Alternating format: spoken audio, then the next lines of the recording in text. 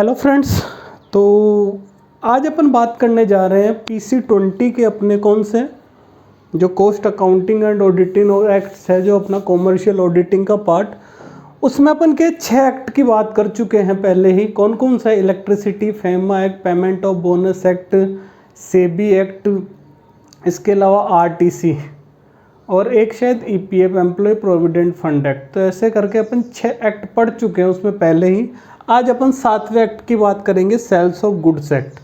देखिए वो छोटा सा एक्ट है, इसमें आप टाइम पे मत जाइएगा कि इसमें कितना टाइम लगेगा। अगर आप एक बार इस एक्ट को पढ़ लेंगे, एग्जाम्पल समझ लेंगे अच्छी तरह से, तो 10 मिनट एक बार आप नोट्स बनाइए और फिर आपको 10 मिनट इसका रिवीजन करने में लगेंगे, उससे ज़्यादा टाइम नहीं लगेगा। तो घबराने की बिल्कुल ज़रूरत नहीं है। अपन इसके सारे क्वेश्चंस, आंसर्स सब कुछ कर लेंगे। एग्ज़ाम में इसके बाहर आने की कोई संभावना रहेगी नहीं। तो शुरू करेंगे।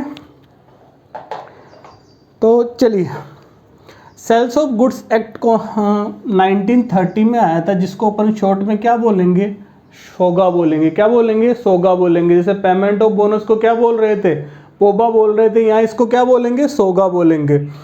अब ये किससे डील करता है? तो इसमें डीलिंग होगी किस चीज़ से रिलेटेड?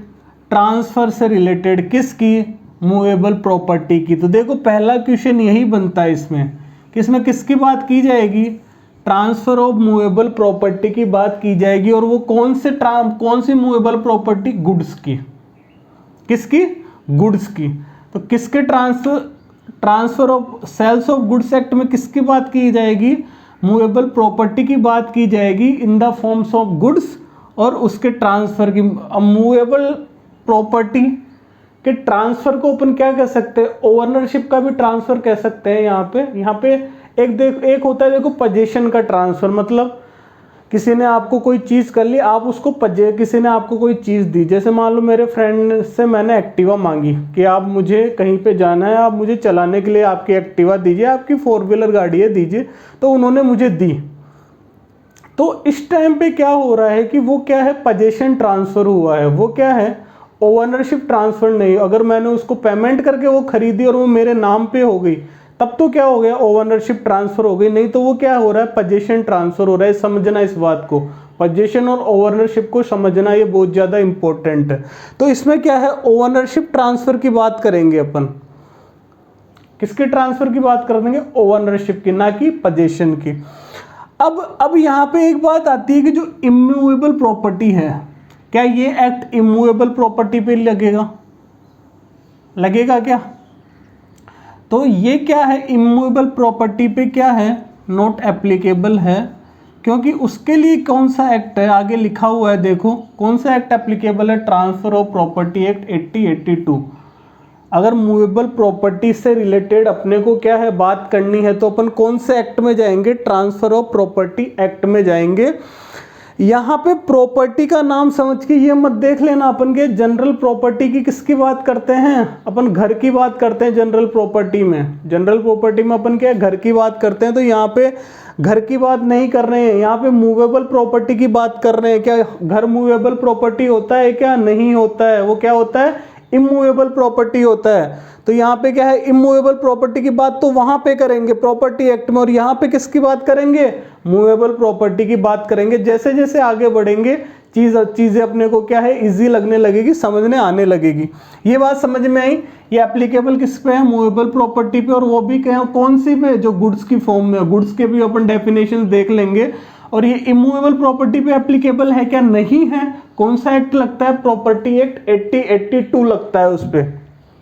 चलिए अब सेक्शंस पे आ जाएंगे। इसमें टोटल कितने सेक्शंस है? इसमें 66 सेक्शंस है। और चैप्टर कितने हैं? चैप्टर इसमें शायद 8 चैप्टर दिए हुए हैं। 7 चैप्टर हैं। चैप्टर कितने हैं इसमें? 7 तो चैप्टर दिए हुए हैं। और सेक्शंस कितने हैं? 66 इसमें क्या है? सेक्शंस दिए हुए हैं। सेक्शन 1 में वही बात करते हैं एप्लीकेबिलिटी की। तो ये क्या है? वोल इंडिया पे एप्लीकेबल है, जम्मू कश्मीर को छोड़ के। और इसका ना जो क्या कहा जाएगा, इसको कहा जाएगा सेल्स ऑफ गुड्स एक्ट 1930, जो एनफोर्सेबल कब से है? 1 जुलाई 1930 से। कब से है? 1 जुलाई 1930 से। अपन ने बाकी एक्ट में बात की जा चुकी है इसकी। सेक्शन 1 में यही आता है। सेक्शन 2 में आती है डेफिनेशंस। तो ये थोड़ा ध्यान से पढ़ना, इसमें डेफिनेशंस बहुत इंपॉर्टेंट डेफिनेशंस दी हुई है। सबसे पहले अपन बात करेंगे सेक्शन 2 के सबसेक्शन 1 की, जिसमें बायर की डेफिनेशन दी हुई है। तो बायर क्या होगा? बायर कोई भी व्यक्ति जो क्या करता हो, या तो बाई करता हो। बाई का मतलब क्या हुआ? अगर किसी ने कोई चीज़ बाई कर ली, जैसे मान लीजिए ये पेन है, ये पेन है, ये मेरा फ्रेंड एक राहुल, उसने मुझसे क्या है, खरीद लिया। तो उसने मुझसे क्या कर लिया, बाई कर लिया। तो मैं कौन हो गया, सेलर हो गया, और वो कौन हो गया, बायर हो गया। तो अभी ये मेरे पास पेन है, अगर मैंने उसको तुरंत दे दिया तो वो क्या हो गया, मेरी तरफ से सेल हो गया, उसकी तरफ से बाई हो गया। लेकिन अगर एग्री टू बाई भी हो, मैं कह रहा हूं कि नहीं यार ये मेरे पेन आज काम आ रहा है, मैं अभी तुझे नहीं बेच सकता, हाँ लेकिन मैं इसको बेच दूंगा तुझे। कब बेचूंगा मैं इसको? कल बेच दूंगा तुझे, या 2 घंटे बाद बेच दूंगा तुझे। तो इस यहाँ पे क्या हो गया, एग्रीमेंट हो गया। क्या हो गया, एग्रीमेंट। और मैं वो बाई करने के लिए एग्री हो गया और मैं सेल करने के लिए एग्री हो गया।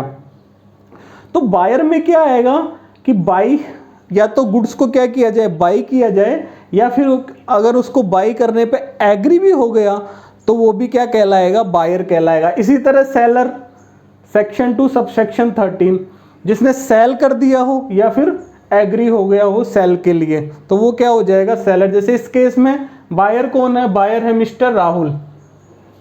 बायर कौन है, बायर है मिस्टर राहुल। और सेलर कौन है, सेलर मैं हूं, अभिनंदन। आई होगी बात समझ में। अब देखिए गुड्स की बात कर रहे हैं अपन बार बार, तो यहाँ पे गुड्स का क्या मतलब है। तो सेक्शन 2 सबसेक्शन 7 में इसकी डेफिनेशन दी हुई है। देखो 2(1)(2)(13), 2(1)(2)(13), और इसका हाफ करेंगे तो 7। 13 का हाफ क्या होता है, 6.5। तो यहाँ पे क्या लेंगे अपन, 7। याद करने की ट्रिक बनाने की कोशिश कर रहे हैं। तो यहाँ पे गुड्स में क्या होता है, तो गुड्स में आता है कि every kind of movable property. क्या आता है, every kind of movable property, जिसमें क्या आ जाएगा, जिसमें अपन पहले ही बात कर चुके हैं। इसमें क्या आती है, मूवेबल प्रॉपर्टी। इसमें स्टॉक्स आ सकते हैं, शेयर्स आ सकते हैं, कोई क्रॉप्स है ग्रो कर रही है, कोई ग्रास है वो आ सकती है, या कोई भी चीज़ जो लैंड से जुड़ी हुई है या फिर उसका पार्ट है, और वो क्या है, सीवियर मतलब क्या हो जाए, अलग हो सकती है, उससे सेपरेट हो सकती है। तो ये सब चीज़ें क्या आ जाएगी, मूवेबल प्रॉपर्टी में आ जाएगी, उसका एग्जाम्पल हो जाएगी। जैसे लैंड से, जैसे आप ग्रोइंग क्रॉप्स की बात कर लीजिए, क्या उसको अलग कर सकते हैं, क्या कर सकते हैं। और वो क्या आगे फिर है ना, जो ऐसी कंडीशन में होगी कि सामने वाले को यूज़ करेगा, वो हाँ कर सकता है। ऐसे ही होता है, क्रॉप्स को तो काट के यूज़ किया जा सकता है। ऐसे ग्रास की बात है, तो वही वो उसमें कह रहा है कि वो लैंड का चाहे पार्ट हो, लेकिन वो कैसी हो, जब उसके हटाया जाए, उसको सेपरेट किया जाए, तो वो क्या है, यूजेबल कंडीशन में हो। फिर इसमें देखिए ये ज़्यादा है, इसमें अपने को क्या ध्यान रखना है, मूवेबल प्रॉपर्टी, इसमें क्या इंक्लूड नहीं है, इस पे अपन ज़्यादा जोर देंगे। इसमें क्या इंक्लूड नहीं है, तो अपने को ये 2 चीज़ें ध्यान रखनी है कि एक तो इसमें एक्शनेबल क्लेम इंक्लूड नहीं होते हैं। क्या चीज़ इंक्लूड नहीं होती, जो एक्शनेबल क्लेम है।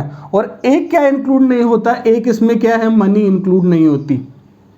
अब एक्शनेबल क्लेम क्या है, तो देखिए एग्जाम्पल से समझने की कोशिश करेंगे। जैसे एरियर्स ऑफ रेंट है, जैसे मान लीजिए आप क्या है, आप लैंडलॉर्ड है, कोई ए है और बी है, तो ये तो कौन है, ये तो लैंडलॉर्ड है, इसका मकान मालिक है। और ये कौन है, ये रेंट पे जो रह रहा है, रेंटर है। अब रेंटर लैंडलॉर्ड को क्या देता है, रेंट देता है, ठीक है। अब इसने रेंट पे नहीं किया, अब इसने रेंट पे नहीं किया, तो यहाँ पे क्या है, ये गुड्स में इंक्लूड नहीं होगा। यहाँ पे इस लैंडलॉर्ड को क्या करना पड़ेगा, जो भी एग्रीमेंट बना उसके हिसाब से इसको रेंटर पे क्या है, कोर्ट में केस करना पड़ेगा। तो वो क्या चीज़ हो गई, एक्शनेबल क्लेम हो गया। मतलब उस क्लेम को अपन एक्शन के द्वारा, कोर्ट में शूट के द्वारा, उसके द्वारा अपन क्या कर सकते हैं, उसको ले सकते हैं। बिल ऑफ एक्सचेंज, वही वाली बात कर लीजिए कि कोई x है और y है, इसने क्या किया, इसको कुछ पैसे उधार दे दिए, जैसे मान लीजिए 1000 रुपये दे दिए। अब इसने क्या है, x ने कहा कि मैं इससे कोई सिक्योरिटी नहीं लूँगा, मैं इससे कोई सिक्योरिटी नहीं लूँगा। उसके बाद क्या किया, इन्होंने क्या किया कि साइन कर लिया एक बिल ऑफ एक्सचेंज।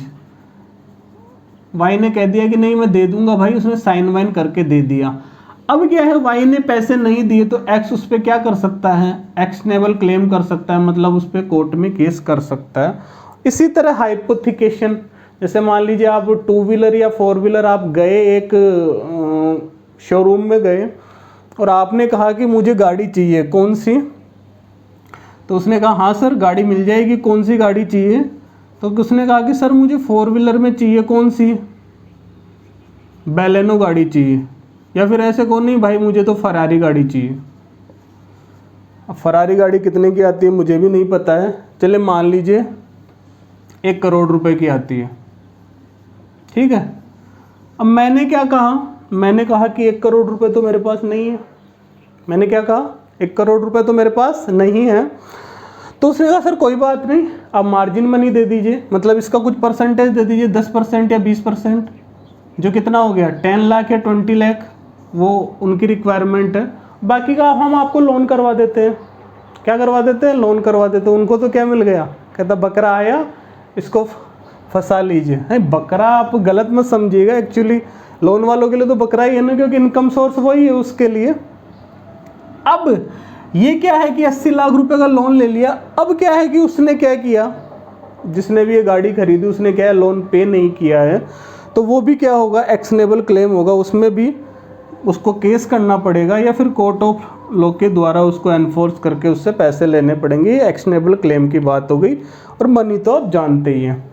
तो गुड्स में ध्यान रखिएगा क्या आएगा, मूवेबल प्रॉपर्टी, और क्या नहीं आएगा, एक्शनेबल क्लेम और मनी।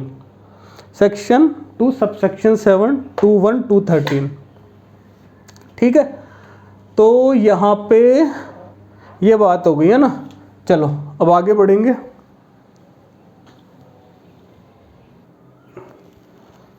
अब देखिए क्लासिफिकेशन ऑफ गुड्स पढ़ ले। तो देखिए गुड्स के टाइप्स बताए गए, इसमें 3 तरह की गुड्स होती है, एग्जिस्टिंग गुड, फ्यूचर गुड्स और कंटिंजेंट गुड्स। एग्जिस्टिंग का नाम से ही पता चल रहा है, जो एग्जिस्ट कर रही हो, कब, जब कॉन्ट्रैक्ट ऑफ सेल बन रहा हो, मतलब जब सेल हो रहा हो तब वो क्या एग्जिस्ट करनी चाहिए। जैसे मान लीजिए मेरे पास पेन है, तो ये मेरे पास एग्जिस्ट कर रहा है ना, तो ये क्या हो गई, एग्जिस्टिंग गुड्स हो गई। अब इसी के टाइप्स बताए जा रहे हैं कि 3 तरह की होती है। कौन सी, specific good, unascertained goods, ascertained goods. देखिए समझिएगा इसको, नाम ही क्या इसका स्पेसिफिक, मतलब क्या स्पेसिफिक होगी क्या। तो इसमें देखिए जैसे मान लीजिए 4 पेन है मेरे पास, एक ब्लैक है, एक ब्लू है, एक रेड है और एक ग्रीन है। तो ब्लू पेन के लिए क्या है कि एग्रीमेंट हुआ बायर सेलर के बीच में, बायर खरीदने को तैयार है, सेलर बेचने को तैयार है। तो इन 4 में से ये 4 पेन थे, ये 4 पेन थे। मैं दुकान पे गया और मैंने कहा कि, उसने कहा कि भैया ये मेरे पास 4 पेन है। तो मैंने कहा कि मुझे कौन सा पेन चाहिए, ब्लू पेन चाहिए। तो क्या आइडेंटिफाइड हो गई क्या, स्पेसिफिक हो गई क्या, हो गई क्या। तो ये आइडेंटिफाइड होनी चाहिए। और जब सेल हो रही है, कॉन्ट्रैक्ट ऑफ सेल हो रहा है, तब दोनों एग्रीमेंट, भाई बायर को बेचना है, सेलर को खरीदना है, सेलर को बेचना है। अगर सेलर बेचेगा नहीं तो कॉन्ट्रैक्ट नहीं बनेगा, बायर खरीदेगा नहीं तो कॉन्ट्रैक्ट। तो दोनों क्या होने चाहिए, एग्री होने चाहिए इसको खरीदने बेचने के लिए। और ये क्या है, इन चारों में से ये क्या आइडेंटिफाई होगी, तो ये इसमें कौन सी हो गई, स्पेसिफिक गुड्स हो गई। दूसरी अनअसर्टेन गुड्स, इसमें इसका एग्जांपल लीजिए, मान लीजिए क्या है, एक साल्ट का क्या है, एक बोरा रखा हुआ है जिसमें 100, 50, 10, 20 कितने भी पैकेट हैं, लेकिन इसमें एक पैकेट से ज़्यादा पैकेट है।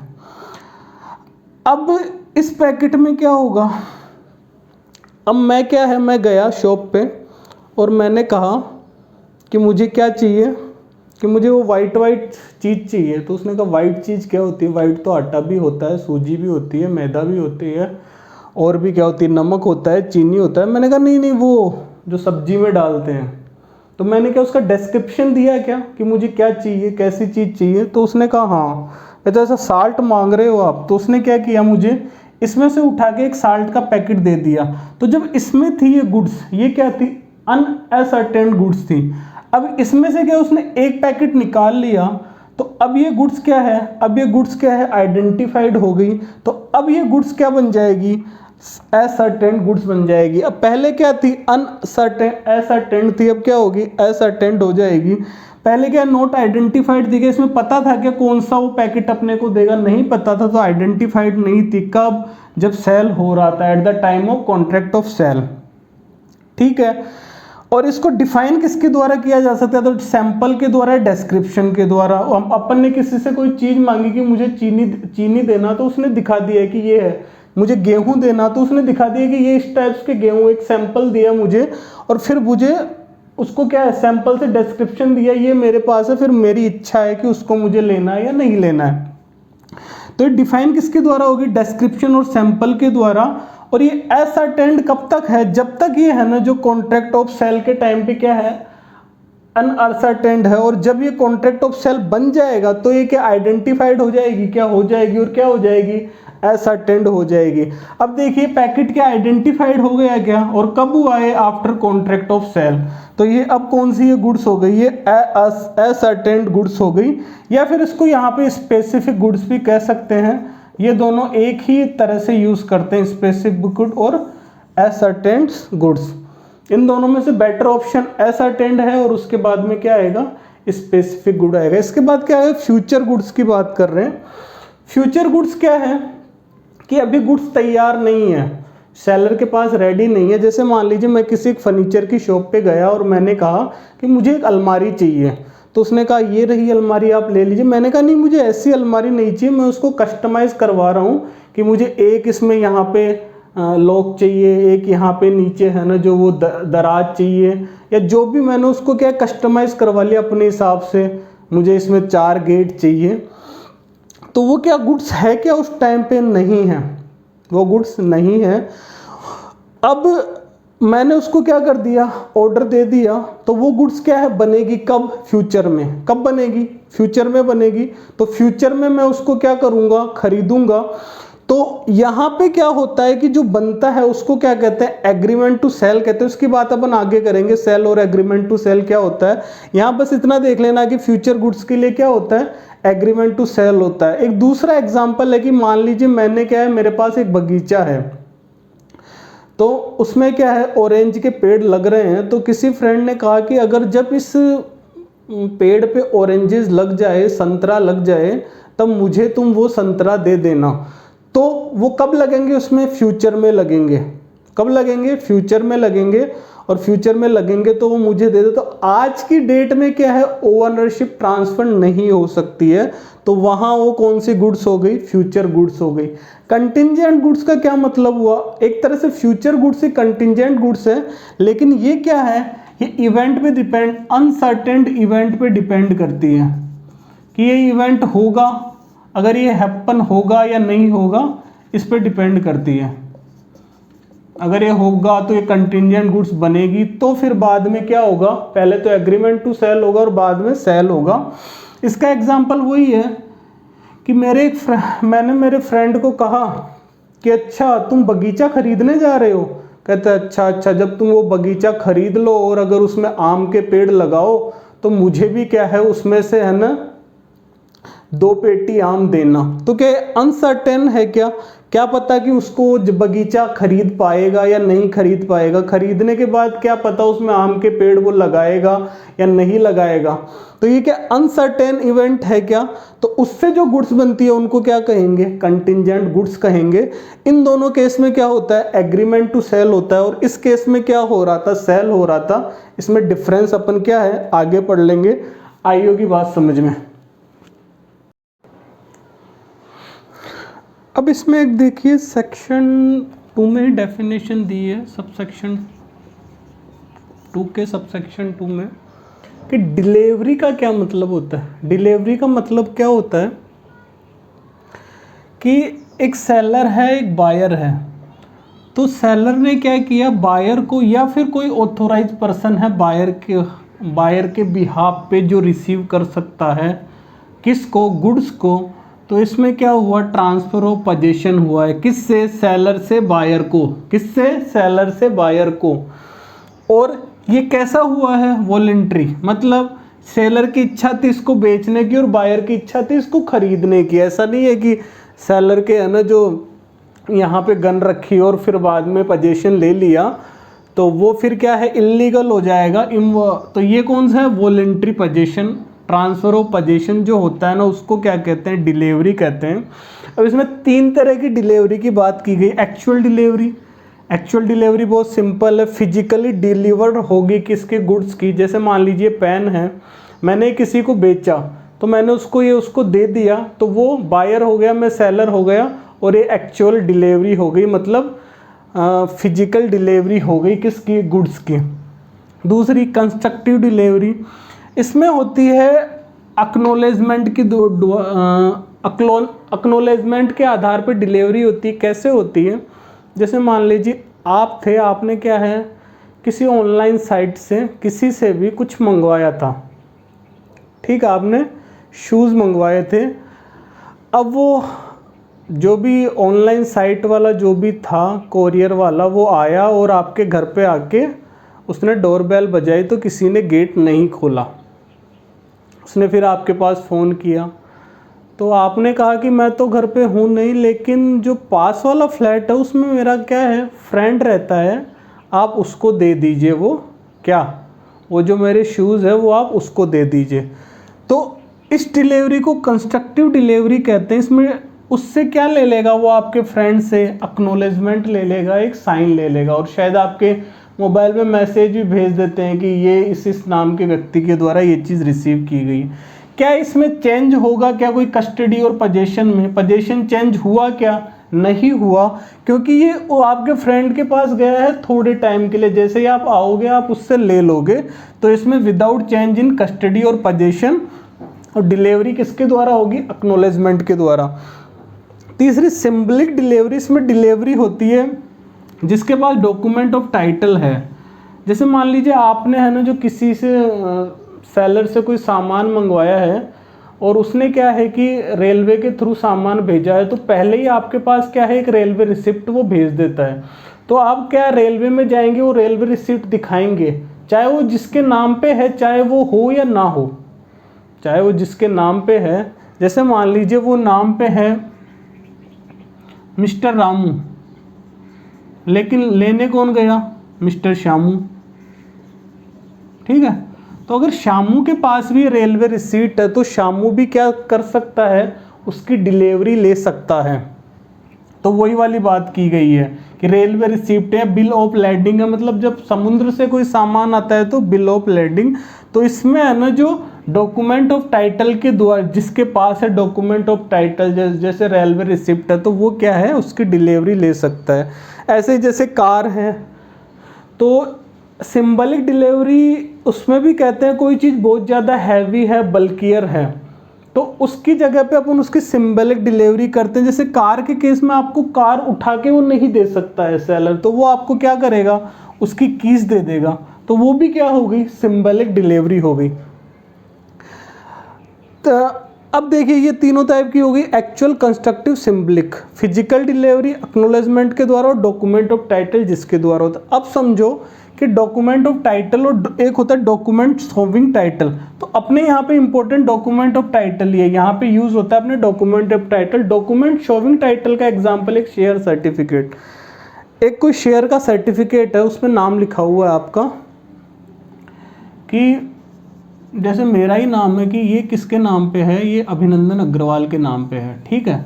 तो इस शेयर सर्टिफिकेट को है ना, इस शेयर सर्टिफिकेट में जो भी शेयर्स है वो मेरे अलावा कोई इसको क्या नहीं कर सकता, सेल नहीं कर सकता है। तो ये क्या हो गया, डॉक्यूमेंट शोविंग टाइटल। इसमें क्या होगा, मेरे अलावा क्या गया, कोई सेल नहीं कर सकता है। और डॉक्यूमेंट ऑफ टाइटल क्या हो गया, शेयर वारंट हो गया। उसमें क्या रहेगा कि जो शेयर वारंट जिसके पास है, जैसे मेरे पास था, मैंने दे दिया किसको, रमेश को दे दिया, रमेश उसको बेच सकता है। रमेश ने किसको दे दिया, सुरेश दे दिया। अगर रमेश ने नहीं बेचा, सुरेश के पास चला गया, तो सुरेश भी क्या कर सकता है, इसको बेच सकता है। तो डॉक्यूमेंट शोविंग टाइटल में क्या है, सेल नहीं होता है इसमें कुछ, और इसमें क्या होता है मतलब सेल से रिलेटेड क्या है, डॉक्यूमेंट ऑफ टाइटल और शेयर वारंट जिसको कहते हैं। ठीक है, तो ये किसकी बात हो गई, डिलीवरी की बात हो गई। डॉक्यूमेंट ऑफ टाइटल और डॉक्यूमेंट शोविंग टाइटल में डिफरेंस की बात हो गई कि इसमें तो क्या होगा, जिसका नाम होगा केवल वो ही क्या है उससे रिलेटेड बाई सेल कर सकता है, और इसमें क्या होता है कि जिसके पास जो रिसीप्ट है वो क्या कर सकता है, वो पोजीशन को क्या कर सकता है, ले सकता है बिहाफ पे, किसके, बायर के बिहाफ पे। अब देखो सेक्शन 4 की बात कर लेते हैं, क्या है, सेल और एग्रीमेंट टू सेल। देखो सेल क्या है कि इसमें transfer of property in goods में है वो इमीडिएट ट्रांसफर हो जाएगी, बात कर चुके अपन। जैसे पेन है मेरे पास, ये मैंने दे दिया किसी को, बेच दिया, तो सेल हो गया ना, तुरंत उसको क्या ओनरशिप ट्रांसफर हो गई इसकी, मैंने उसको बेच दिया, उसके नाम पे बिल बना के दे दिया। इसमें क्या होगा, एग्रीमेंट टू सेल में जैसे मैंने कहा था एक अलमारी बनवाई है मैंने कस्टमाइज़ करके कि 4 गेट लगा लो, उसमें 4 ताले लगाना, 4 चाबियाँ होनी चाहिए, 8 बार घूमना चाहिए, वो मतलब मैंने कस्टमाइज़ करवाया, तो वो ऐसा बना रहा है, तो ये फ्यूचर डेट में होगा ऐसा। और जब कुछ कंडीशन फुलफिलमेंट होगी, मतलब उसने कहा था मुझे कि मैं बना दूंगा लेकिन मुझे आप 5,000 रुपये एडवांस दे के जाओ, ठीक है, तो इस कंडीशन में क्या होगा, एग्रीमेंट टू सेल होगा, मतलब प्रॉपर्टी ट्रांसफर हुई नहीं है, होगी कब होगी, फ्यूचर डेट में होगी। ये एग्जीक्यूटेड कॉन्ट्रैक्ट है और ये एग्जीक्यूटरी, ये एग्जीक्यूटेड है मतलब हो चुका है कॉन्ट्रैक्ट, ट्रांसफर हुआ ओनरशिप का, और ये एग्जीक्यूटरी है मतलब फ्यूचर में होगा। ये कौन सी गुड्स पे होता है सेल, स्पेसिफिक और असर्टेन्ड गुड्स पे, जो एग्जिस्टिंग गुड्स का टाइप है, और ये किस पे होगा, फ्यूचर गुड्स पे, कंटिंजेंट गुड्स पे, अनअसर्टेन्ड। देख अनसर्टेन्ड पे जैसे अपन ने बात की थी कि बोरी है, इसमें नमक की बहुत सारी पैकेट्स रखी हुई हैं, ठीक है, तो ये अनअसर्टेन्ड थी ना,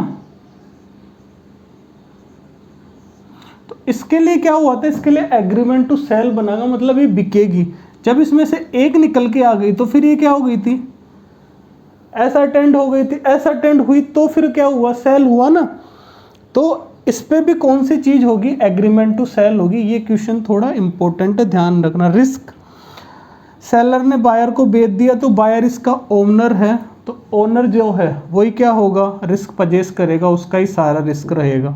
इसमें सेलर के पास है चीज़, बायर के पास अभी पहुंची नहीं है, तो इसमें रिस्क किसका रहेगा, सेलर का रहेगा। राइट ऑफ सेलर,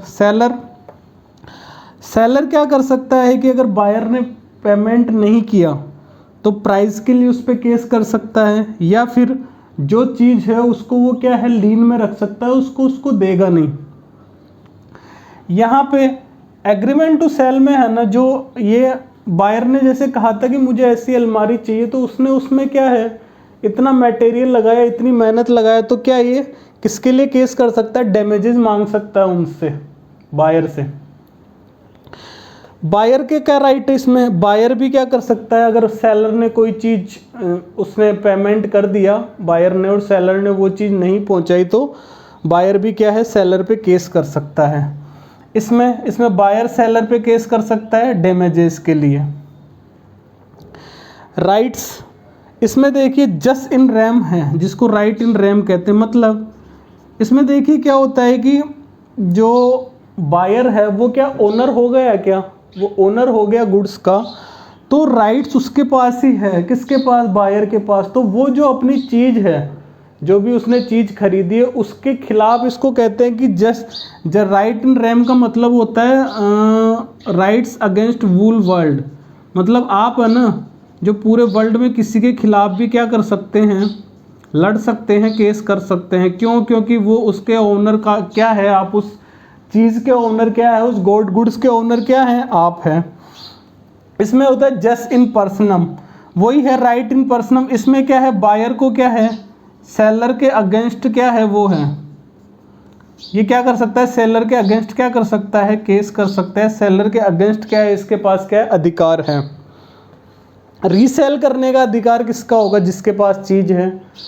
इधर किसके पास चीज़ है, बायर के पास है, बायर ओनर है उसका, तो वही रीसेल कर पाएगा। इधर अभी किसके पास है, सेलर के पास है, तो सेलर चाहे तो उसको रीसेल कर सकता है। ठीक है, तो ये अपना हुआ सेक्शन 4 सेल और एग्रीमेंट टू सेल। सेल में क्या होगा कि चीज़ क्या तुरंत ट्रांसफ़र हो जाएगी, जबकि एग्रीमेंट ऑफ सेल में क्या होगा, फ्यूचर डेट पे होगी या फुलफिलमेंट ऑफ सम कंडीशंस पे होगी। आया होगा समझ में। चलिए सेक्शन 5 की बात करेंगे। सेक्शन 5 क्या है, contract of sale. Contract of sale का मतलब क्या होता है, देखो पहले अपन ने पढ़ा था कि सेल और एग्रीमेंट टू सेल। तो देखो जब कोई फ्यूचर गुड्स है वो तैयार हो गई, तो अब क्या है ना, जो उसकी सेल हो जाएगी क्या, तो जब है ना जो एग्रीमेंट टू सेल कब सेल में बन जाता है, जब फ्यूचर गुड्स क्या हो जाती है, स्पेसिफिक गुड्स या एग्जिस्टिंग गुड्स बन जाती है, तो वो क्या हो जाता है, एग्रीमेंट टू सेल क्या हो जाता है, सेल हो जाता है। अब इसमें देखिए क्या दो पार्टीज है क्या, सेलर है क्या, एक सेलर होगा एक बायर होगा। ठीक है, सेक्शन पढ़ चुके हैं।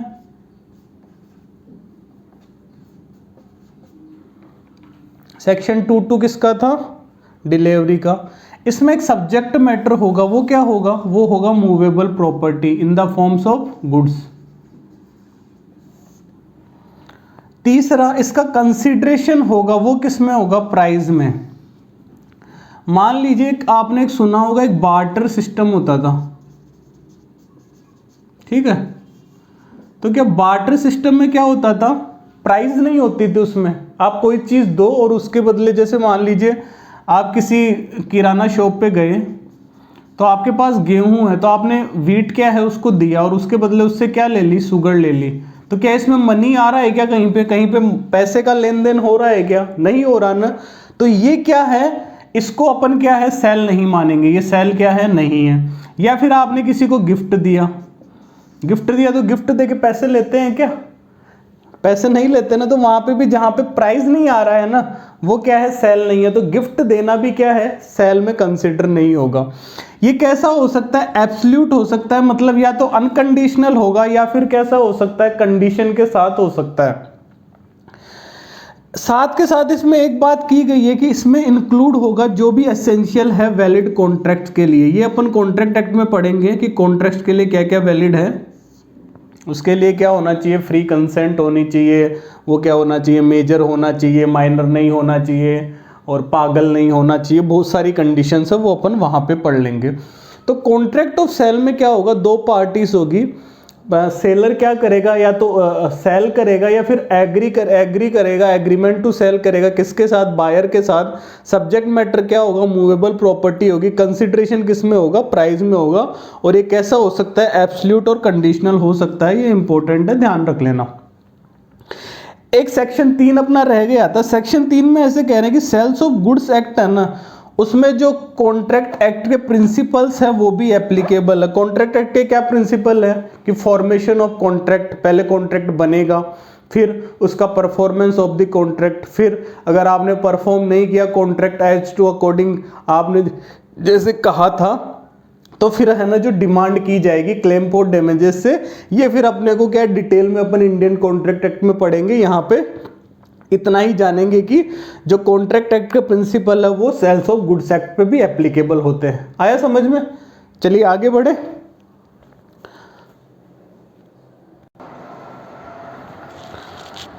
चलिए तो अब सेक्शन 7 की बात करेंगे। सेक्शन 7 और 8 है ना, जो स्पेसिफिक गुड्स से रिलेटेड है। किससे रिलेटेड है, स्पेसिफिक गुड्स से। क्या कह रहा है इसमें, सेक्शन 7 में कह रहा है कि कॉन्ट्रैक्ट ऑफ सेल बना नहीं है, उसके पहले ही क्या हो गए, गुड्स क्या हो गए, खराब हो गए। क्या हो गए, गुड्स खराब हो गए। तो इस कंडीशन में क्या होगा, जो कॉन्ट्रैक्ट ऑफ सेल है वो क्या हो जाएगा, वॉइड हो जाएगा।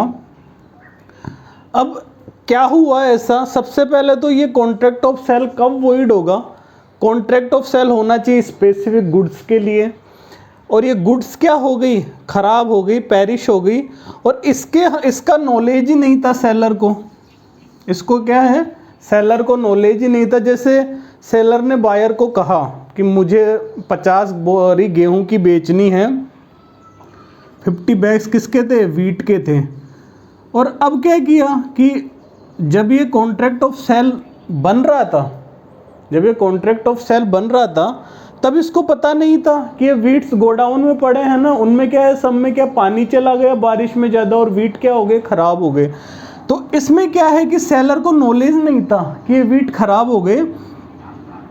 तो ये है ना जो गुड्स ख़राब हो गए कॉन्ट्रैक्ट ऑफ सेल बनने से पहले, इसमें सेलर को नॉलेज नहीं था और ये स्पेसिफिक गुड्स हो गई क्योंकि इसकी बात की जा रही है। तो इस टाइम पे कॉन्ट्रैक्ट क्या हो जाएगा, वॉइड हो जाएगा, मतलब क्या है, कैंसल हो जाएगा। दूसरी कंडीशन कह रहे हैं कि पेरिश्ड कब हुई गुड्स, सेल हुआ नहीं है अभी लेकिन एग्रीमेंट टू सेल हो गया है इन दोनों के बीच में, यहाँ पे सेल क्या, गुड्स पेरिश हो गई है। तो सेम टू सेम बात कहेंगे कि सबसे पहले पहला पॉइंट तो यही रहेगा, contract of sale for specific goods, यहाँ से ये लिख लीजिएगा यहाँ पे। फिर ये गुड्स जो पेरिश हुई है वो कब हुई है, एग्रीमेंट ऑफ सेल बनने के बाद में और सेल होने से पहले, मतलब एग्रीमेंट टू सेल हो गया लेकिन अभी सेल नहीं हुआ है। यहाँ पे भी क्या है कि किसी का फॉल्ट नहीं है, ना बायर का फॉल्ट है ना सेलर का फॉल्ट है, दोनों का ही फॉल्ट नहीं है गुड्स को ख़राब होने में। तो इस टाइम पे भी ये कॉन्ट्रैक्ट ऑफ सेल क्या हो जाएगा, वॉइड हो जाएगा। अब मान लीजिए ऐसे कहे कि विदाउट नॉलेज ऑफ सेलर की जगह नॉलेज ऑफ सेलर, सेलर को पता था कि गुड्स ख़राब हो गए हैं, तो फिर बाद में ये इनके क्या है, एक्सेप्शनल केस हो जाएंगे कि नॉलेज के बाद भी उसने क्या किया, कॉन्ट्रैक्ट ऑफ सेल किया और उसके बाद उसने बेचने की कोशिश की। दूसरा क्या है कि अगर ये गुड्स है ना, यहाँ पे स्पेसिफिक की जगह अनअसर्टेन्ड या फिर इसको ही जेनेरिक गुड्स भी कहते हैं, वहाँ अपन ने पढ़ा नहीं था, ध्यान दीजिएगा, इसको जेनेरिक गुड्स भी कहते हैं। अगर इसके लिए हैं तो वही वाली बात है, मेरे पास 4 पेन हैं, ब्लैक, ब्लू, रेड और ग्रीन।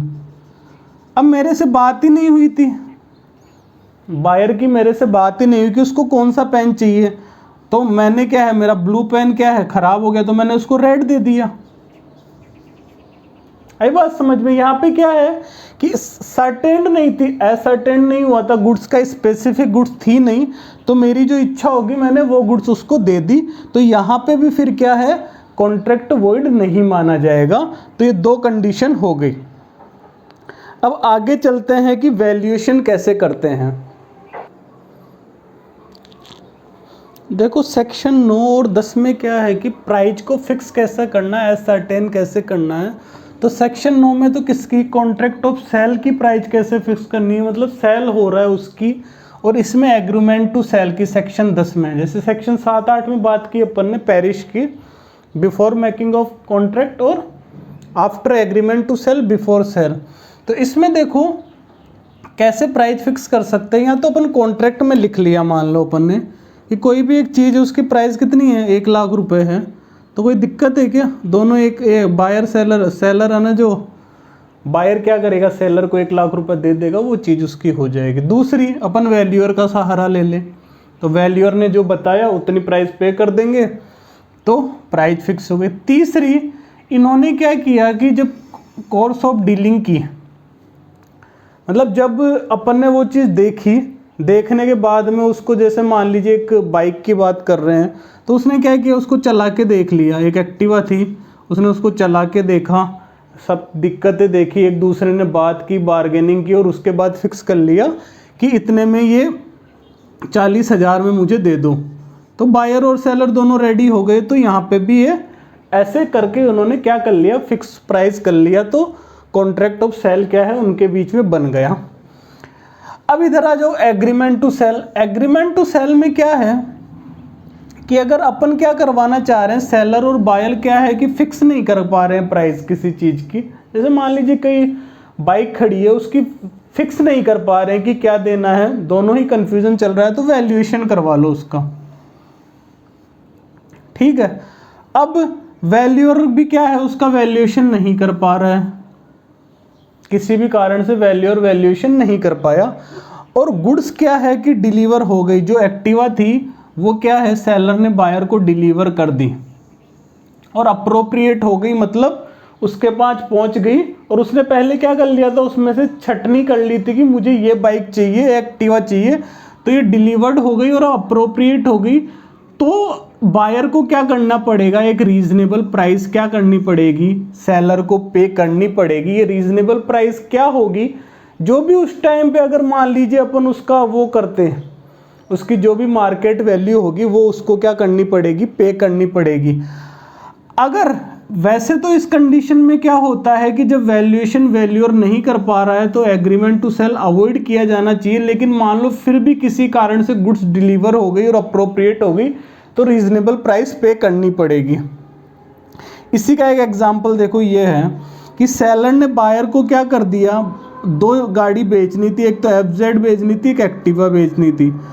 अब वैल्यूएशन होना था लेकिन वैल्यूएशन नहीं हो पाया, और क्या हुआ कि इन्होंने कहा था वैल्यूअर को कि वैल्यूएशन कर दो, उसने एंड टाइम पे मना कर दिया और ये एफजेड क्या चली गई, बायर के पास पहुंच गई। एफजेड किसके पास पहुंच गई, बायर के पास पहुंच गई। तो अब बायर क्या कह रहा है कि मुझे तो एक्टिवा दो, और सेलर क्या कह रहा है कि नहीं मुझे एफजेड वापस दो। तो इस कंडीशन में क्या होगा कि बायर को क्या करना पड़ेगा, एक रीजनेबल प्राइस पे करना पड़ेगा, किसके लिए, एफजेड के लिए, किसको, सेलर को। जबकि जो एक्टिवा है अभी उसका क्या नहीं हुआ, उसको डिलीवरी नहीं दी गई है। तो इस संबंध में क्या है, कॉन्ट्रैक्ट क्या किया जा सकता है, अवॉइड किया जा सकता है, वॉइड किया जा सकता है, कुछ भी बोल दो, लेकिन इसके लिए क्या है, उसको रीजनेबल प्राइस पे करनी पड़ेगी।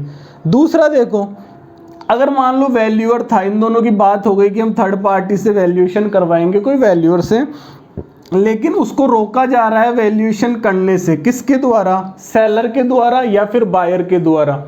वो सेलर को फ़ोन करता है कि मैं आ रहा हूँ वैल्यूएशन करने, वो कहता है नहीं मैं घर पे नहीं हूँ, अभी गाड़ी अवेलेबल नहीं है, अभी मैं कहीं पे जा रहा हूँ, ये है वो है, कैसे भी करके उसने क्या किया, सेलर ने क्या किया, उसको वैल्यूएशन नहीं करने दिया, या फिर वो गाड़ी पहुंच गई बायर के पास और बायर ने उसको वैल्यूएशन नहीं करने दिया। दोनों में से कोई भी हो सकता है। तो जो एग्रीव्ड पार्टी है, मतलब अगर सेलर ने वैल्यूएशन नहीं करने दिया तो बायर क्या है, एग्रीव्ड पार्टी है, और अगर बायर ने वैल्यूएशन नहीं करने दिया तो सेलर एग्रीव्ड पार्टी है। तो ये दोनों क्या कर सकते हैं, अगर मान लीजिए पहली कंडीशन देखे कि सेलर ने नहीं करने दिया तो बायर क्या कर सकता है, डैमेज के लिए केस कर सकता है, किस पे, सेलर पे। आई होगी ये बात समझ में। तो ये सेक्शन 9 और 10 किसका है, कॉन्ट्रैक्ट ऑफ सेल में प्राइस कैसे फिक्स करेंगे और एग्रीमेंट टू सेल में प्राइस कैसे फिक्स करेंगे। बढ़े आगे बढ़े, सेक्शन 12 देखिएगा, कंडीशन और वारंटी। देखिए कंडीशन क्या होती है, कंडीशन होती है कि कोई भी मैन पर्पज का जो भी एसेंशियल है वो है कंडीशन। अब देखो इसको एग्जांपल से समझेंगे। जैसे मान लीजिए मैंने एक घड़ी ली, मैंने क्या कहा दुकानदार को जाके कि मुझे एक ऐसी घड़ी दो, क्योंकि मैं एक ऐसे शहर में रह रहा हूँ जहाँ बारिश बहुत ज़्यादा होती है और मुझे घड़ी पहनने का शौक़ है। तो मैं जब बारिश में जाता हूँ तो घड़ी क्या है, पानी में भीगती है, तो मुझे ऐसी घड़ी दो जो पानी में ख़राब नहीं हो, मतलब वाटरप्रूफ घड़ी दो। तो अब मैंने घड़ी का मेन पर्पस क्या हो गया, मुझे कैसी घड़ी चाहिए थी, वाटरप्रूफ घड़ी चाहिए थी। अब क्या हो गया, अगर ये घड़ी वाटरप्रूफ नहीं है, मैं गया पहले दिन ही घड़ी पहन के पानी में, अगर घड़ी ख़राब हो गई तो इसका मतलब क्या है, कंडीशन टूट गई, ब्रीच हो गई। तो इस कंडीशन में बायर क्या कर सकता है, रेपुडिएट कर सकता है कॉन्ट्रैक्ट को, मतलब वो इस घड़ी को क्या रिजेक्ट कर देगा और वापस उसको मुंह पे फेंक के आ जाएगा कि ये क्या घड़ी दी है मुझे, मैंने तो क्या कहा था कि मुझे वाटरप्रूफ घड़ी चाहिए, तुमने नहीं दी। तो इस कंडीशन में क्या हो जाएगा, रेपुडिएट हो जाएगा कॉन्ट्रैक्ट।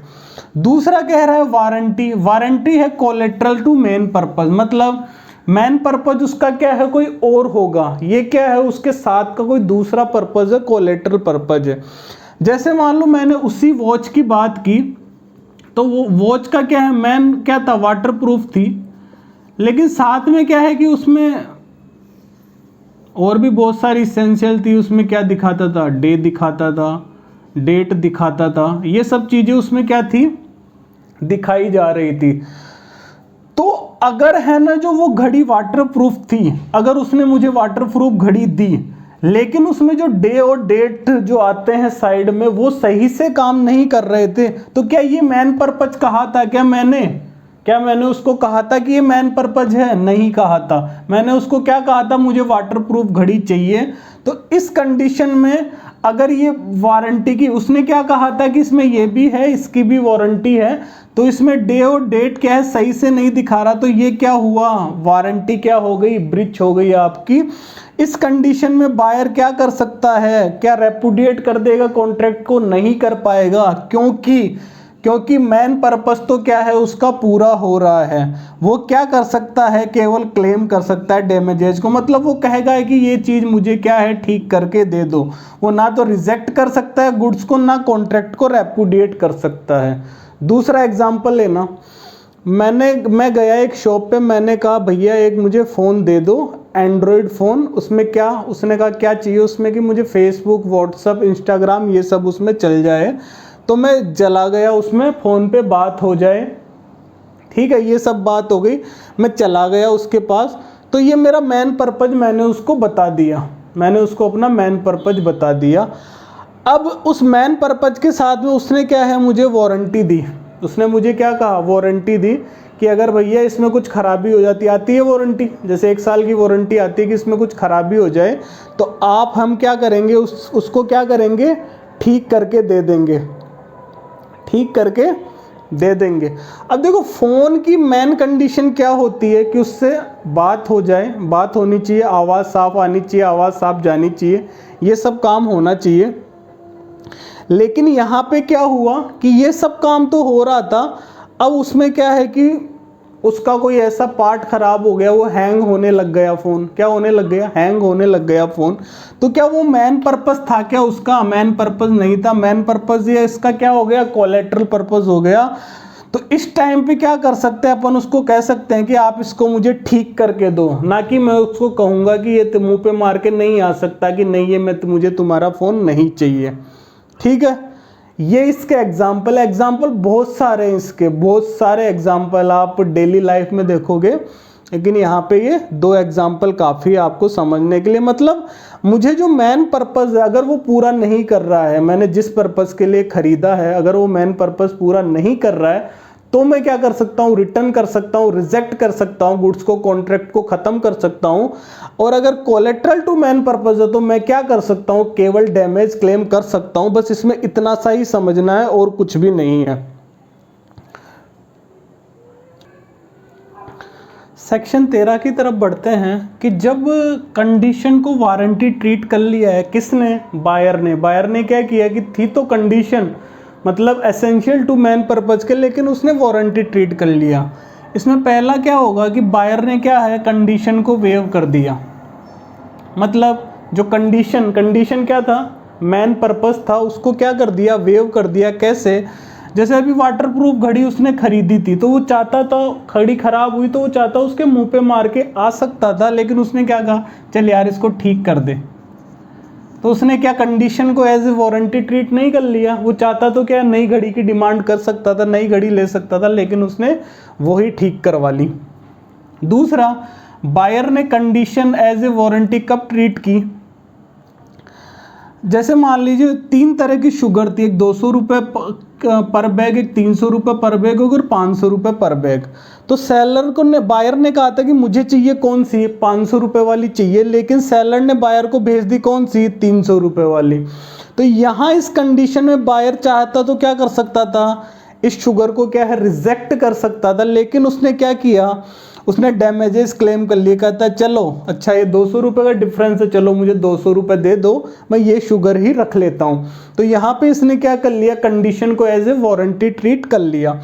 तीसरी कंडीशन, अगर कोई कॉन्ट्रैक्ट है ना जो नॉन सेवरेबल है, मतलब इसको अलग नहीं किया जा सकता दो चीज़ों को, और बायर ने क्या कर लिया, बायर ने एक्सेप्ट कर लिया या तो उसकी पूरी गुड्स को या फिर पार्ट गुड्स को, तो इस टाइम पे भी वो क्या कर सकता है, केवल डैमेजेस क्लेम कर सकता है।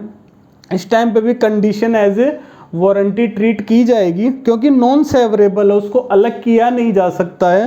जैसे कंक्रीट में क्या है, 3-4 तरह की चीज़ें होती है, तो उसने कुछ हाई लेवल की मांगी थी, उसने लो लेवल की बेच दी, तो वो चाहे तो उसके पैसे कम दे सकता है, उस चीज़ को वो रिजेक्ट नहीं कर सकता है।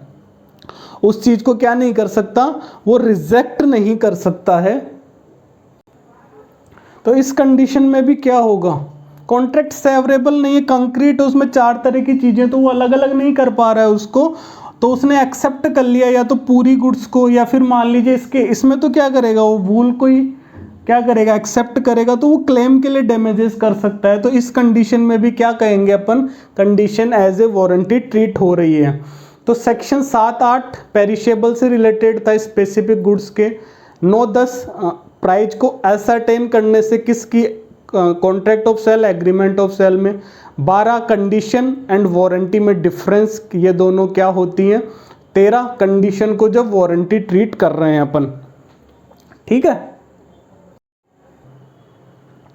देखो अब पढ़ेंगे अपन सेक्शन 14 से 17। इसमें क्या है, कंडीशन और वारंटी कैसे, express and implied condition and warranty. सबसे पहले पढ़ेंगे कि एक्सप्रेस और इम्प्लाइड होता क्या है। तो देखो ये अपन कॉन्ट्रैक्ट में भी पढ़ते हैं कि एक तो एक्सप्रेस कॉन्ट्रैक्ट होता है, एक होता है इम्प्लाइड कॉन्ट्रैक्ट। वैसे ही यहाँ पे बात की गई है।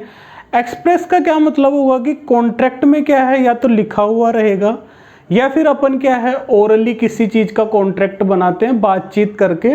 तो ओरली या फिर रिटर्न में जो कॉन्ट्रैक्ट हो वो तो क्या हो गया, एक्सप्रेस कंडीशन या एक्सप्रेस कॉन्ट्रैक्ट। इम्प्लाइड कंडीशन में क्या होता है कि अपन कॉन्ट्रैक्ट में पहले से प्रिज्यूम करते हैं, मतलब पहले से अब उसमें ऐसा होना चाहिए, अपने को ऐसा लगता है कि ऐसा होना चाहिए, ठीक है। ये कैसे समझ में आएगा इम्प्लाइड कंडीशन, जैसे मान लीजिए कोई सेलर किसी चीज़ को सेल कर रहा है, तो बायर क्या सोचता है, उसमें इम्प्लाइड कंडीशन ये है कि सेलर के पास उसका राइट है सेल करने का। ये उसकी क्या है, इम्प्लाइड कंडीशन है, ये अपन क्या प्रिज्यूम करके चल रहे हैं। अगर वो एग्रीमेंट टू सेल है तो उसमें ये इम्प्लाइड कंडीशन होगी, जब उसके पास गुड्स आ जाएगी तब उसके पास राइट रहेगा उस चीज़ को बेचने का। तो मेन बात यही कही गई है कि राइट होना चाहिए सेलर के पास, जो भी वो चीज़ बेच रहा है उसका, उसको क्या कहते हैं, इम्प्लाइड कंडीशन। तो ये अपन क्या है प्रिज्यूम करते हैं, ये पहले से ही अपन रखते हैं कि ऐसा इस कॉन्ट्रैक्ट में होना चाहिए। अब कंडीशन एज टू टाइटल ये पढ़ेंगे अपन। Condition as to description, sale by sample, sale by description and sample, condition as quality और फिटनेस, कंडीशन एज वूलसमनेस और कंडीशन एज मर्केंटेबल क्वालिटी, ठीक है। ये सब आगे क्या है अपन डिटेल में पढ़ रहे हैं, इसके बारे में क्या क्या होता है, इतनी तरह की कंडीशन के बारे में अपन पढ़ेंगे। अब देखो पहला पॉइंट देखो इसमें कि कंडीशन एज टू टाइटल, इसमें क्या कह रहा है कि इसमें इम्प्लाइड कंडीशन सेलर की तरफ से क्या होगी, implied condition on the part of seller that, अगर वो सेल कर रहा है सेलर तो उसके पास राइट होना चाहिए सेल का, और अगर वो एग्रीमेंट टू सेल कर रहा है तो उसके पास राइट आ जाएगा सेल करने का, कब, जब उसके पास वो गुड्स रहेगी। तो ये इसकी इम्प्लाइड कंडीशन है, ठीक है। अगर मान लीजिए टाइटल ऑफ सेलर, सेलर के पास है ना जो गुड्स थी वो उसकी नहीं थी। टाइटल का क्या मतलब अपन पढ़ चुके हैं, पढ़ा था ना अपन ने, document of title, document showing title. तो अगर टाइटल मतलब इसके नाम पे क्या थी नहीं सेलर के नाम पे, मतलब वो क्या हो गया, डिफेक्टिव हो गया टाइटल, उसके नाम पे नहीं थी, मतलब क्या हो गया, डिफेक्टिव टाइटल हो गया या गलत हो गया। तो बायर को क्या करना पड़ेगा, अगर उसका ट्रू ओनर है, अगर उसने उस चीज़ को देख लिया तो उसको रिटर्न करना पड़ेगा गुड्स को, किसको, बायर को। और ये इसके बदले में क्या करेगा, सेलर से क्या करेगा, प्राइस रिकवर करेगा। इसका एग्जांपल देखो कि एक सेलर था, उसने बायर को एक एक्टिवा बेच दी चोरी की। अब क्या हुआ कि जो भी उसका ट्रू ओनर था उसने बायर के पास वो देख ली, तो बायर को क्या करना पड़ेगा, इसको रिटर्न करना पड़ेगा। फिर बायर उसने जो पैसा भरा है वो रिकवर प्राइस किससे करेगा, सेलर से करेगा, ठीक है। यही है कंडीशन एज टू टाइटल। आज सेकंड देखिए, नेक्स्ट देखो section 15 sale by description. Description इसमें क्या इम्प्लाइड कंडीशन है कि जो डिस्क्रिप्शन दिया गया है बायर सेलर के द्वारा बायर को, वो इसमें इम्प्लाइड कंडीशन है। कि जैसे मान लीजिए सेलर ने बायर को कहा कि ये जो मैं फ़ोन दे रहा हूँ वो किसमें कितना मेगापिक्सल का कैमरा है, 60 का, जबकि है उसमें कितना 20 का ही है। तो इसमें क्या है, ये जो भी इम्प्लाइड कंडीशन है वो क्या फॉलो नहीं हो रही, तो बायर इसको गुड्स को क्या कर सकता है, रिजेक्ट कर सकता है। मैंने शूज़ मंगवाए थे ऑनलाइन, मैंने मंगवाए थे 8 नंबर के, आ गए कितने 10 नंबर के। तो अब भी क्या है ये इम्प्लाइड कंडीशन इसमें क्या आती है कि जैसा डिस्क्रिप्शन में दिया गया है वैसे ही गुड्स आनी चाहिए, लेकिन नहीं आई, तो इस टाइम पे भी मैं क्या कर सकता हूँ, गुड्स को रिजेक्ट कर सकता हूँ। सेक्शन 17 देखना, सेल बाई सैंपल। 16 की बात आगे होगी कि अगर मान लीजिए मैंने जो सैंपल लिया, जो मैंने सैंपल लिया है, जैसे मान लीजिए कोई चीज़ सैंपल में, जैसे अपन कहीं पे गेहूं की बोरियां खरीदने जाते हैं तो वो क्या करते हैं, ऐसे सैंपल दिखाते हैं निकाल के, ये देख लो। तो जो सैंपल में चीज़ है वही उन पूरी बोरियों में भी होनी चाहिए, कोरस्पॉन्ड मतलब सेम होनी चाहिए सैंपल और बल्क की चीज़ें। इसके लिए बायर को क्या है, रीजनेबल अपॉर्चुनिटी भी मिलनी चाहिए, वो कंपेयर कर सके बल्क को सैंपल के साथ। ठीक है, सैंपल क्या है, डिफेक्ट से फ्री होना चाहिए, मतलब यूजेबल कंडीशन में गेहूं लेके गए अपन तो वो यूजेबल कंडीशन में होने चाहिए। अब इसमें एक बात और ये कही गई है कि अगर मान लीजिए, इसमें देखिए एक दूसरा एग्जांपल मैं देता हूँ, या उसी का ले लीजिए कि जैसे मैंने गेहूं दिया, उस गेहूं निकाल के दिया, तो उसमें क्या था, उसमें जो भी मिक्स था थोड़ा बहुत, तो उसके जब हाथ में आया तो डिफेक्ट के विजिबल था क्या, और इजिली इंस्पेक्ट हो रहा था। तो इस कंडीशन में क्या सेलर रेस्पॉन्सिबल होगा क्या इस चीज के लिए कि वो डिफेक्टिव चीज उसके पास गई है? इसमें सेलर रेस्पॉन्सिबल कभी नहीं होगा। इसमें सेलर रेस्पॉन्सिबल क्या होगा, आंसर आएगा नो। जैसे मान लीजिए मेरे पास एक एक्टिवा है, तो मैंने क्या कहा कि किसी ने कहा कि मुझे तेरी एक्टिवा भाई खरीदनी है। मैंने कहा भाई देख ले, इसमें दिखा दिया मैंने उसको एक्टिवा, मैंने कहा भाई तू इंस्पेक्ट कर ले। अब उसमें स्क्रैच आ रखे थे, उसकी लाइट, बैक लाइट टूटी हुई थी, ये सब उसमें कंडीशन थी, तो ईजिली विजिलेबल थी, उसने इंस्पेक्ट करने पे वो देख सकता था। उसके बाद भी अगर उसने एक्टिवा खरीदी है तो सेलर मतलब मैं है ना जो रेस्पॉन्सिबल नहीं हूँ उस चीज के लिए, क्योंकि डिफेक्ट क्या था, ईजिली विजिबल था। ठीक है, तो यही पॉइंट की बात करें, सैंपल मतलब जो सैंपल है ना वो कैसा होना चाहिए, बल्क के साथ मैच करना चाहिए, डिफेक्ट से फ्री होना चाहिए, और रीजनेबल अपॉर्चुनिटी मिलनी चाहिए कि वो कंपैरिजन कर सके दोनों का। और अगर विजिबल है डिफेक्ट तो फिर बाद में ये किसकी रेस्पॉन्सिबिलिटी है, बायर की, सेलर की इसमें कोई रेस्पॉन्सिबिलिटी नहीं है। देखो सेक्शन 15 देखो कि सेल किया है by sample as well as description. पहले अपन ने सैंपल भी पढ़ा, डिस्क्रिप्शन भी पढ़ा अलग अलग। अब कह रहा है कि इसमें क्या इम्प्लाइड कंडीशन, जैसे सैंपल वाले में क्या इम्प्लाइड कंडीशन की थी, सैंपल किससे, बल्क से मैच होना चाहिए, डिफेक्ट से फ्री होना चाहिए, और वो जो बायर है वो चेक करना चाहिए, सब होना चाहिए। डिस्क्रिप्शन में जैसा डिस्क्रिप्शन में दिया, जैसे शूज़ मंगवाए थे मैंने तो 8 नंबर के थे, उसने भेज दिए 10 नंबर के, तो मैं रिजेक्ट। इसमें क्या है, सैंपल और डिस्क्रिप्शन, जैसे मान लीजिए इसमें क्या इम्प्लाइड कंडीशन होगी कि सैंपल और डिस्क्रिप्शन के साथ गुड्स मैच करनी चाहिए। जैसे मान लो मैं गया विजय सेल्स में क्या करने, एयर कंडीशन परचेज करने, तो वहाँ पे एक एसी लग रहा था, तो उसने क्या कर दिया, उसको दिखा दिया कि ये तो सैंपल है, और उसके नीचे एक डिस्क्रिप्शन की लिस्ट थी, तो उसने बता दिया ये इसका डिस्क्रिप्शन है। अब अगर है ना जो वो सैंपल और डिस्क्रिप्शन दो अगर किसी एक से मैच नहीं करता या फिर दोनों से मैच नहीं करता, तो मैं क्या है, गुड्स को क्या कर सकता हूँ, रिजेक्ट कर सकता हूँ, कॉन्ट्रैक्ट को क्या कर सकता हूँ, रेपुडिएट कर सकता हूँ। Condition as merchantable quantity. Merchantable का मतलब है कि जिस चीज़ के लिए वो बनी है उस चीज़ के लिए काम आनी चाहिए। जैसे घड़ी है, घड़ी का काम क्या है, टाइम दिखाना, अगर वो टाइम ही नहीं दिखा रही है। एसी का काम ठंडा करना, अगर वो ठंडा नहीं कर रहा, रेफ्रिजरेटर बर्फ़ नहीं जमा रहा, वॉशिंग मशीन अगर कपड़े नहीं धो रही है, तो फिर बाद में इनकी क्या है, ये मर्केंटेबल क्वांटिटी की नहीं, क्वालिटी की नहीं है, तो इनको क्या कर सकते हैं अपन, रिजेक्ट कर सकते हैं। जनरली ऐसा कहा जाता है कि इसमें कोई इम्प्लाइड कंडीशन नहीं होती, आपको देख के ही लाना है, लेकिन अगर फिर भी अगर जो इसका काम है अगर वो ही नहीं कर रही है तो अपन इसको क्या, गुड्स को रिजेक्ट कर सकते हैं और डैमेजेस को क्लेम कर सकते हैं, या फिर कॉन्ट्रैक्ट को रिपुडिएट कर देंगे इसमें, तो रिजेक्ट, गुड्स को रिजेक्ट कर देंगे। तो कंडीशन एड्स वूलसमनेस, मतलब इसमें क्या होगा कि एक तो मर्केंटेबल क्वालिटी की, जैसे मान लीजिए बिस्किट है, बिस्किट खाने लायक तो होने ही चाहिए ना, साथ के साथ ईटेबल। इसमें दो कंडीशन होती है, तो मर्केंटेबल मतलब ये क्या होने चाहिए, परचेज, सेल परचेज के लायक होने चाहिए, और ईटेबल होने चाहिए। जैसे बिस्किट्स है तो वो क्या होने चाहिए, एक्सपायर नहीं होने चाहिए, तभी तो वो क्या हुए, मर्केंटेबल और क्या हुए, ईटेबल कंडीशन में हुए। तो ये है कंडीशन एज वूलसमनेस। अब बात करेंगे अपन कंडीशन एज क्वालिटी और फिटनेस की। अब देखो लास्ट है इसमें कंडीशन एज क्वालिटी और फिटनेस, कंडीशन एज क्वालिटी और फिटनेस। इसमें क्या कह रहा है कि इसमें कोई इम्प्लाइड कंडीशन नहीं है, इसमें बायर को क्या रेस्पॉन्सिबिलिटी है कि क्वालिटी और फिटनेस बाई करने के पहले चेक कर ले, उसको कैसी क्वालिटी चाहिए, किस तरह का उसको आइटम चाहिए, उसके हिसाब से वो उसको खरीद ले। इसका एक्सेप्शन है, इसमें 3 कंडीशन ऐसी हो सकती है कि जहाँ पे क्या है कि बायर ने क्या है चेक तो किया है, लेकिन वो क्या कर सकता है, सेलर को रिटर्न कर सकता है गुड्स।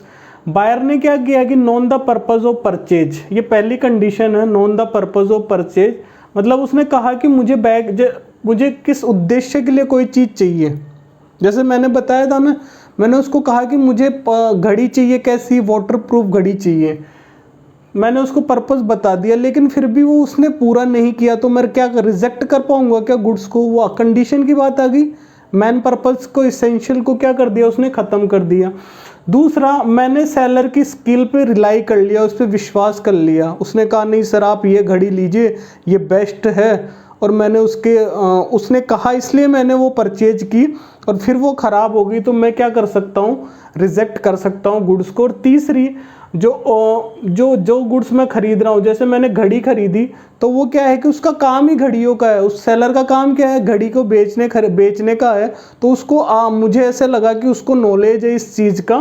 तो अगर ये तीनों कंडीशन है तो मैं क्या कर सकता हूँ, उसको क्या कर सकता हूँ, कॉन्ट्रैक्ट को रेपुडिएट कर सकता हूँ और गुड्स को क्या कर सकता हूँ, रिजेक्ट कर सकता हूँ। लेकिन ये कंडीशन भी होगी, ये अप्लाई किस पे नहीं होगी, अगर गुड्स कोई ट्रेडमार्क और पेटेंट नेम के अंडर सोल्ड हो रही है, कोई सेलर सेल कर रहा है, तो उस पर ये कंडीशन होने के बाद भी है ना, जो मैं उसको रिजेक्ट नहीं कर पाऊँगा।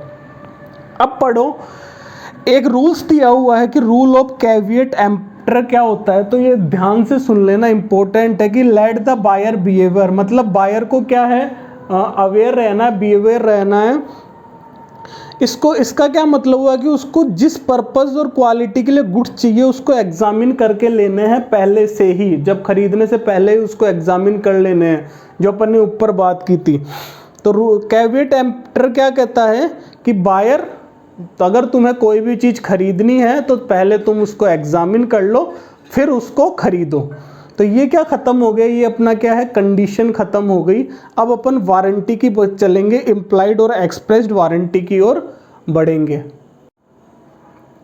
अब देखिए, इम्प्लाइड वारंटीज़ की बात कर रहे थे, तो इम्प्लाइड वारंटीज़ में क्या है, वही वाली बात की गई है कि ये एक्सप्रेस नहीं किया जाएगा वर्ड्स में, लेकिन expressly in words not included in contract of sale, but law क्या करता है, इसको भी क्या करता है, प्रिज्यूम कर सकता है। जैसे वहाँ कर रहा था ना कि जैसे सेल है तो राइट ऑफ सेल होना चाहिए, एग्रीमेंट टू सेल है तो उसके पास will have to right to sell, वही बात की जा रही है यहाँ पे।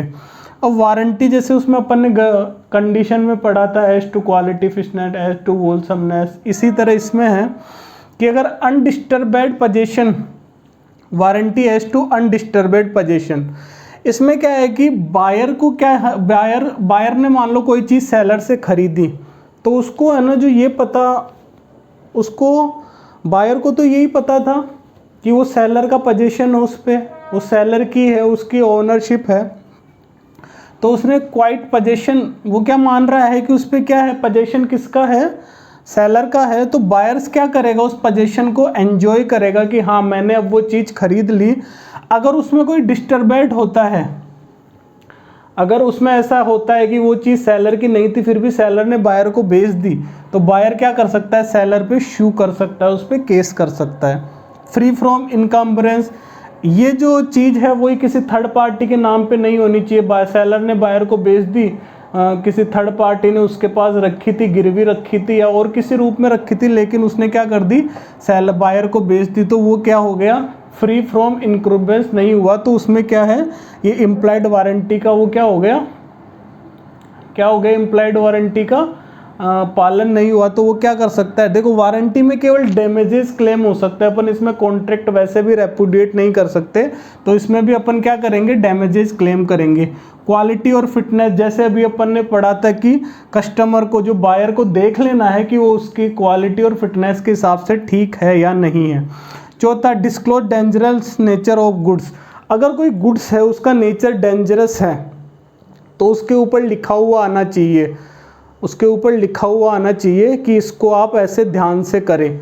अगर उसमें कुछ ऐसा होता है कि अगर वो डेंजरस नेचर की है और उसने नहीं बताया, सेलर ने उसको उसके ऊपर डिस्क्राइब नहीं किया, तो फिर बाद में सेलर को क्या करना पड़ेगा, अगर कुछ हुआ तो डैमेजेस पे करने पड़ेंगे। जैसे आप ये कोई लोहे के डिब्बे आते हैं, जैसे मान लीजिए रसगुल्ले का डिब्बा आता है या और भी किसी चीज़ का डिब्बा आता है, कोई ऑयल का डिब्बा आता है, तो उसको अगर वो चारों तरफ से काट के खोलने के लिए रहता है तो उसमें पहले ही लिखा हुआ रहता है कि इसको ध्यान से खोलें, ये क्या है कि नुकीला है, काटते टाइम लग सकता है। तो वही हो गया कि उसका डेंजरस नेचर क्या है, डिस्क्लोज कर दिया। अगर वो नहीं करेगा तो फिर बाद में क्या होगा, सेलर से क्या है, बायर डैमेजेस क्लेम कर सकता है। तो ये अपना पार्ट कहाँ तक हो गया, वारंटीज तक पार्ट हो गया।